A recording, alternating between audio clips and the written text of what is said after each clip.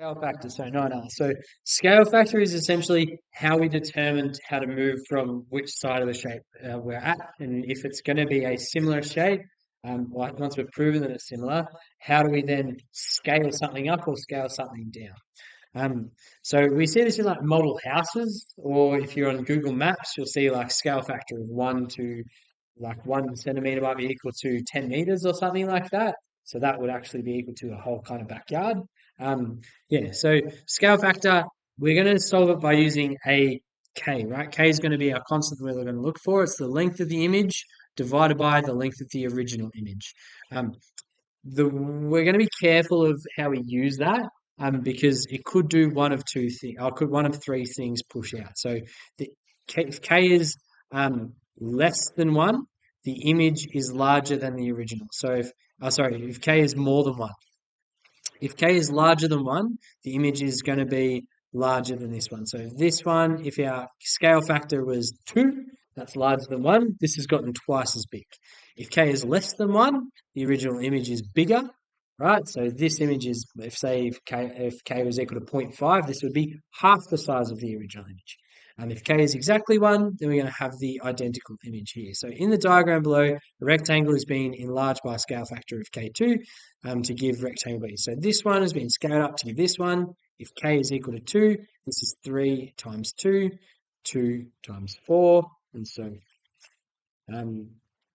we could prove that by having the length of the image divided by the original length. So for this one, K would be equal to 6 divided by 3. That's this divided by the original.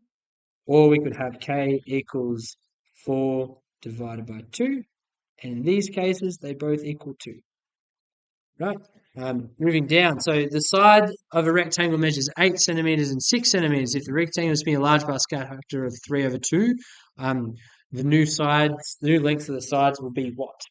Right? So in this situation, I could label this as side A and side B. Right? For side A, it is equal to 6 multiplied by the scale factor. So 6 times 3/2. Now, in my head, I already think that's 1.5. So it's getting 1 times the stuff plus half, plus another half on top of it. B would be equal to 8 times 3/2.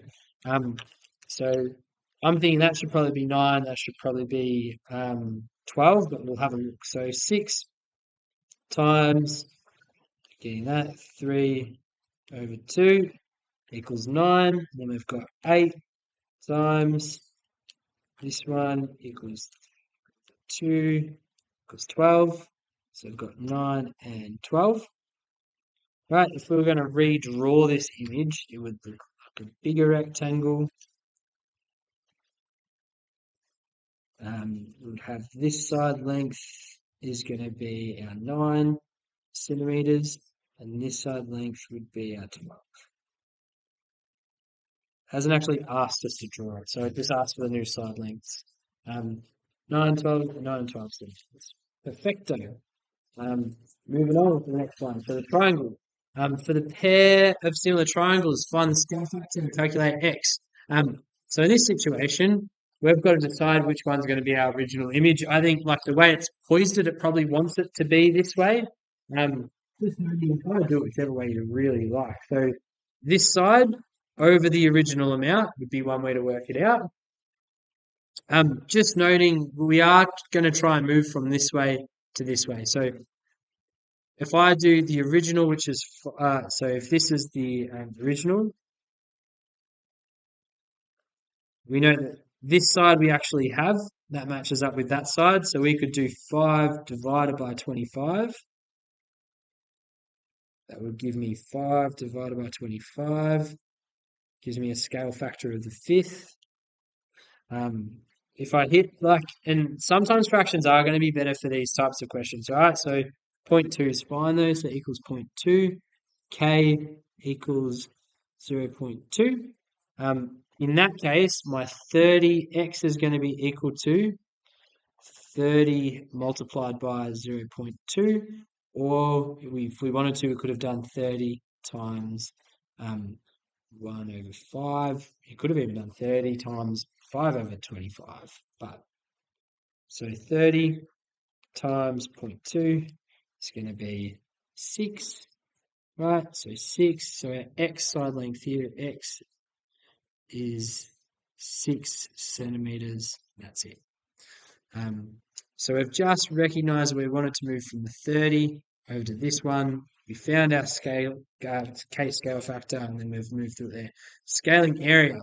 This is where things start to get a little bit confusing, but just trust and follow through with your process here. So the scale factor compares the area of two shapes. The image, two similar shapes have a linear scale factor. The area scale factor would be K squared, right? So that square part is the difference, and surface area is going to be K squared multiplied by the surface area as well.